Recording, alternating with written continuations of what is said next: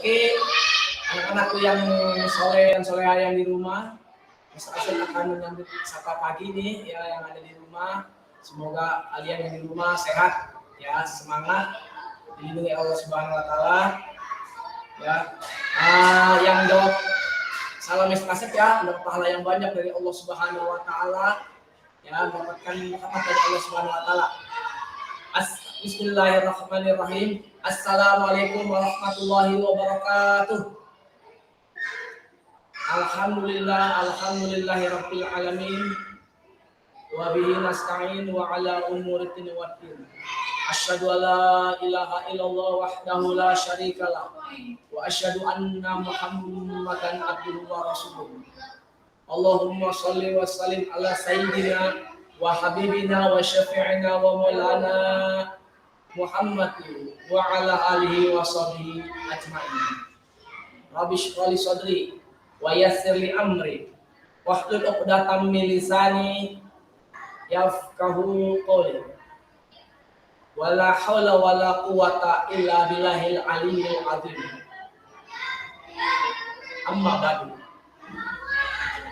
Yang saya hormati Kepala Sekolah SDIT Misbahus Sudur, Ibu Tri Mustika Dewi.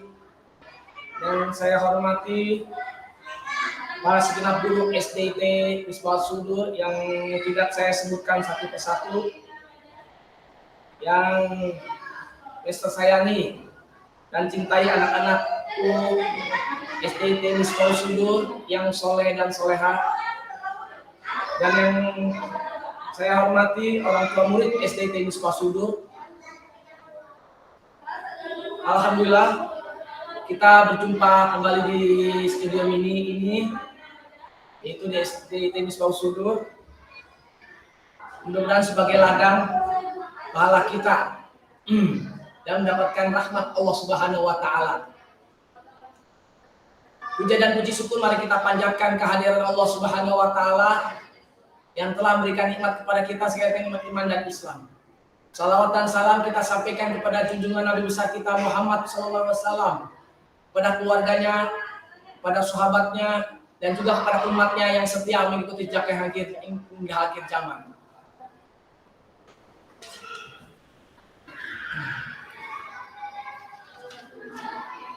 Mr. Asep akan menyampaikan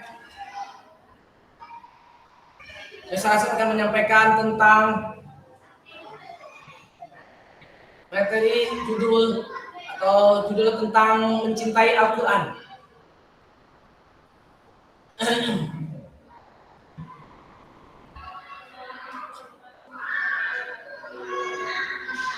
Kata Nabi Muhammad SAW, bacalah Al-Quran, karena Al-Quran akan menjadi penolongmu di hari kiamat nanti. Teman-teman anak-anakku yang soleh dan soleha pasti kenal sahabat-sahabat Nabi. Sahabat Nabi jumlahnya begitu banyak yang beriman kepada Allah dan Nabi Muhammad SAW. Ya, tapi yang kita ketahui itu Nabi, ya sahabat Nabi Muhammad SAW yaitu Abu Bakar, Umar, Utsman, Ali. Ya, 4 sahabat ini yang dipercaya menjadi khalifah, ya Amirul Mukminin. Ya, para sahabat ini teman-teman, anak-anakku yang soleh dan soleha, mereka ini mencintai Al-Quran, ya menghafal Al-Quran, ya sampai zaman Nabi masih mereka menghafalnya dengan tidak langsung mushaf, masih berbentuk kayak tulisan di batu, di kelopak-kelopak pohon, atau di tempat-tempat yang bisa ditulis oleh oleh Nabi Muhammad SAW. Para sahabat ini benar-benar mencintai Al-Quran, ya sampai mereka menghafalkan, enggak zaman kita sekarang ini memegang Al-Quran. Jadi masih berbentuk ada yang ditulis batu yang bisa sampaikan di pelepah-pelepah pohon, atau di kulit-kulit kayak kulit onta dan lain-lain, ya. Jadi teman-teman atau sahabat-sahabat Nabi ini benar-benar ya menghafal Quran dengan khusyuk. Sehingga sampai Nabi Muhammad SAW akhirnya dikumpullah para sahabat yang hafal Quran, mayoritas hafal Quran dikumpulkan sampai tulis-tulisan ini batu di telapak pohon atau di kulit-kulit ya, kulit-kulit kayak hewan onta dikumpulkan untuk dijadikan mushaf ya, yaitu di zaman, kalau insya Allah nggak salah di zaman Utsman bin Affan ya, dikumpul para sahabat ya, dikumpulkan ya. Disitulah ya para sahabat benar-benar setelah Nabi meninggal benar-benar untuk menjadikan sebuah kitab, yaitu kitab Al-Quran. Sekarang yang alhamdulillah yang kita pegang nih ya, umat Islam ini ya sudah mengetahui yang berbentuk mushaf ini. Teman-teman yang dicintai Allah Subhanahu wa Ta'ala, kita harus rajin membaca Al-Quran. Memang benar, baca Al-Quran sangat lelah, ya, sangat lelah untuk menghafal Al-Quran. Tapi nanti akan memberikan kebahagiaan untuk kita, ya. Insya Allah Al-Quran akan menjadi syafaat, ya, akan menjadi syafaat untuk kita dan untuk penolong kita nanti, insya Allah di akhirat nanti. Dan insya Allah di alam kubur juga akan membantu kita, akan memberikan syafaat untuk kita.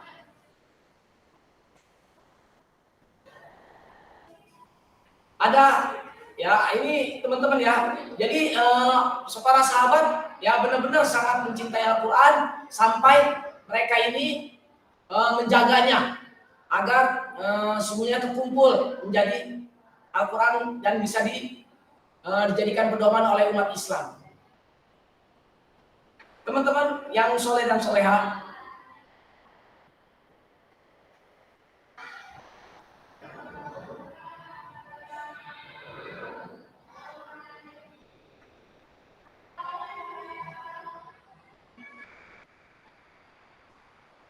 ada dari seorang kiai dari Jakarta, untuk memudahkan menghafal Al-Quran itu ada 3 cara. 3 cara yaitu untuk menghafalnya kita memudahkan biar cepat hafal Al-Quran. Insya Allah ada 3 cara. Yang pertama, menghafal di waktu subuh. Ya, di waktu subuh mungkin waktu sholat subuh sampai jam 5 atau tahajud atau dari subuh sampai jam 9. Itu untuk memudahkan ya, untuk memudahkan menghafal Al-Quran. Waktu yang kedua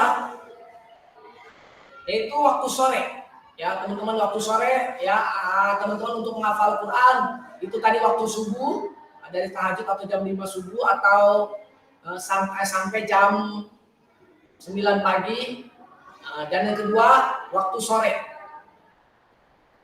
Waktu sore sekitar jam 5 ya teman-teman ya, anak saya untuk menghafal Al-Quran agar hafalan Quran kita benar-benar lebih matang.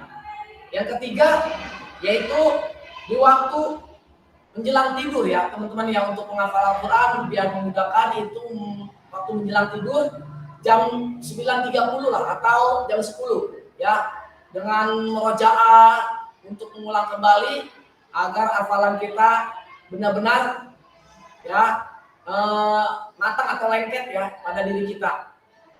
Ya, jadi 3 cara untuk menghafal Quran tadi ya teman-teman ya, anak-anakku yang soleha dan soleh ya, SDT Misbah Sudur.